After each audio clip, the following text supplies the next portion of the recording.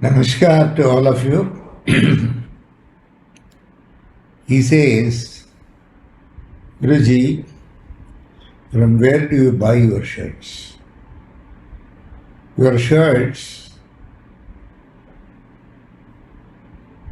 are so attractive that they divert my attention even from the lecture.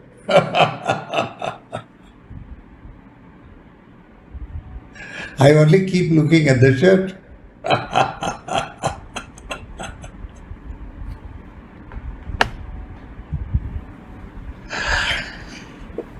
You have to ask other disciples from where they get. There are some disciples of me who go shop by shop searching for the material. They come out with new materials. And then they have the patience to go to a tailor and get it stitched for 46 size. Then they wash it. Then they iron it. And they bring it to me. It's very useful for me. In the sense, everything you give me is very useful. Because I am a prayogi. I use anything and everything you offer to me. I have no discrimination. I don't take because this is given by a Brahmin or this is given by a Kshatriya or a Vaishya or a Shudra. I don't go into all this. In my system, there is no difference at all. And no person talks about it also. Please remember. None of my people talk about it. So anything given to me by anybody is acceptable to me. Because for me it is a prashna. In the morning, my boy will keep everything ready. Dhotis will be there, the shirts will be there. And he will go on removing one shirt. And he will give me a variety or a choice that day will be offered for me to wear. And I pick one of them. Absolutely it is choiceless what I do. Because only this much is offered. If this much is offered, then there is a choice. When this much is offered, there is no choice. And anything I pick up is also choiceless. It is the will of the nature. See, today if you see this shirt, there are some flowers here. You see a clearly 5-petaled flower. There is one more flower here, then there are some plants like it. Then you have some design here. Looks like some mandala design. You prominently see a tortoise, a turtle or a tortoise. The color is, somewhere you see a bluish tinge, you see a greenish tinge, there is a yellow tinge, there is some amount of white, some dull white. All this constitutes or helps me for my prayogas. The inputs are supplied by you. You may be wondering, when I wear the shirt, I know who has given it. I know who has stitched it. I know from which shop this was purchased. I know very well who was the person who showed that particular cloth piece. I know very well what is his problem. I know very well the shopkeeper's problem. I know very well when this material, from where the thread has come. I know very well the concerned cotton farmer who had manufactured the cotton. I know very well from which field it was taken out, at what point of time, what did the cotton have at that point of time, were there some insects or was it pure cotton? The insects have to be removed and it was removed. To what the insects belong, to what the cotton belongs, what the soil belongs to. Is it the normal soil? Normal means don't take not your normal alluvial soil, red soil, not like that. Is it a Rudra Bhumi? All these things. I know about the farmer's family. I get to know about. You are giving a lot of information. Think of anything. I come to know of it as a prayoga. Then starts the prayogam, then the aksharas connected with it, then the cosmic connection. You may think that this is just a shirt. But there are so many things in this shirt which is connected with the cosmos. There are corresponding aksharas, there are corresponding cosmic energy points, planets are involved, Milky Ways, galaxies, the devatas which govern all this, or it may be from the dark world, which is the element that is governing it. Everything is supplied by you. Just you have given me one shirt. Along with it, you give me so much of information to be explored by me as a prayogi.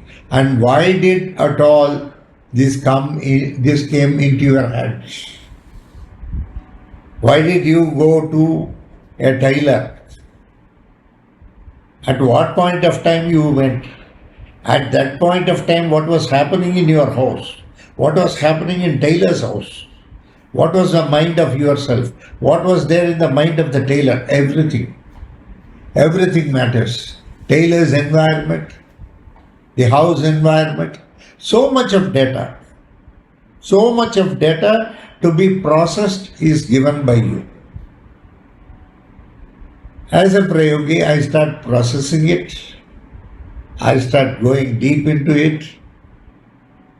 And as much as possible, I try to solve if any problems are there. If no problems are there, I thank the system for it. But most of the time there will be plenty of problems. And every problem may need an attention. So to what extent that attention should be given, how to repeat, how many times you have to go back to the akshara, sometimes you have to go in 2 days, sometimes you have to go after 2 years, sometimes you have to go after 20 years, you have to remember all that. And at the right point of time, you may have to do what has to be done as a prayogi. Of course, please remember, I am not the doer. Bhagwan is the doer. None is done by me. As a human, can I do anything? It's not possible. Religion is more for those who have faith. The other day in US, a girl was asking me, so why you are doing so much of yajnam, why you are pouring so many things into it? She doesn't have faith or belief. Because her husband came, she also came. Otherwise, a very nice girl, please remember. Just because somebody doesn't have faith with you, or with the system, or with religion itself, doesn't mean they are not good people. She is a very, very good girl. That I should admit. But her question was out of ignorance. Religion is a matter of heart. If you are going to use your brain, logic, then religion will look very absurd. The entire religion will look very absurd. So he was asking all that, and probably yes, she may have to go through the religion, she has to go through with faith to understand all that. And any amount of my explaining is not going to help her because religion doesn't conform to any logic, and she is expecting a logical answer for what she asked. She wants a logical answer. I can give a magical answer as far as religion is concerned or religious practice is concerned. But I cannot give a logical answer. I am not a logician. I am not a mathematician. Only a mathematician can manipulate. A religious person cannot manipulate. A religious person is more closer to your heart, not to your. So, religion has to be understood the way it has to be understood. When I say Akshara, when I say so many things, when I say about astral travel or about cosmic things, etc., a person of a logical mind cannot understand because it doesn't conform to his specifications. When you look at it through a particular window, through some coordinates, specified coordinates, religion may not fall under that. Religious practices may not fall under that. Religion is very vast. It cannot have any coordinates at all. That is the basis of faith. So, if you are getting attracted towards my shirt, that's good. Probably you are concentrating on the aksharas. You need not concentrate on my discourse. Aksharas are more useful. So, you have to understand. Basically, we have to understand. Understanding must be from the heart, not from the mind. From the mind, always the understanding is logical. From the heart, yes, it is more on faith. When you have faith, then you have a master. Have you understood? People who do not have faith or people who do not have any spiritual guidance in life suffer a lot on one issue. I have always seen. They don't have anything to fall back. I had a communist friend. He used to say, "You have something to fall back. I don't have anything to fall back." So, basically to fall back, religion helps. If something happens, in Hinduism, we have a terminology called karma. It is my karma, I have to face it. So I am facing it. So, that faith in the religion makes them to accept life, whatever happens, as a part of life. That acceptance comes because of a theory called karma in Hinduism. It is very useful. It keeps the person in balance. Because to live a very balanced life is more important. Since balance is the very concept of life, one should not lose it. See, when you keep two things in a pan and weigh it, there are two pans on a weighing scale. When you keep something, you don't see how the pans are, you see the pointer, is it not? There is something internal inside you that will say what is what. Whatever is seen through the eyes is not to be taken. But there is something else which is more spiritual, akin to you, which is a part of you, which is you, that guides you. That spiritual guidance some people do not have, and when a situation comes, they are not able to fall back. They don't have. See, a master is more like a washer. You have seen a washer, there will be a hole in the center. There is a bolt, there is a nut. So, the master is in between the bolt and the nut. If a master is there, it is always useful. As you tighten the bolt, as you tighten the nut on the bolts, grooves, as you tighten it, what happens? The washer is in the center, it catches the bolt and the nut tight. If the washer is not there, anytime the bolt will come out. The nut and the bolt will get separated.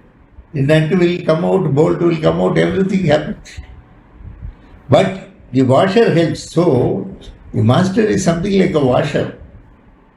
He is between the bolt and the nut. Have you understood? He creates the balance in life. So don't worry. Enjoy life. Don't be worried about my shirts.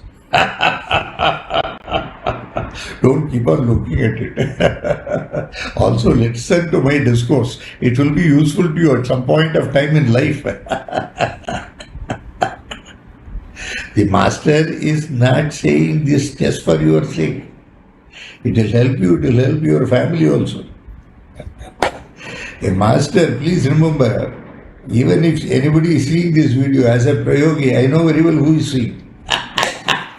That is the beauty. Your problems are being taken care and we are trying to work a solution towards it. Whoever are the forefathers, we are trying to negotiate. And it will happen at the right point of time. So sometime watch, hear the discourse also. Watch the master also by hearing the discourse. Enjoy life. God bless you all. See you some other time. Thank you.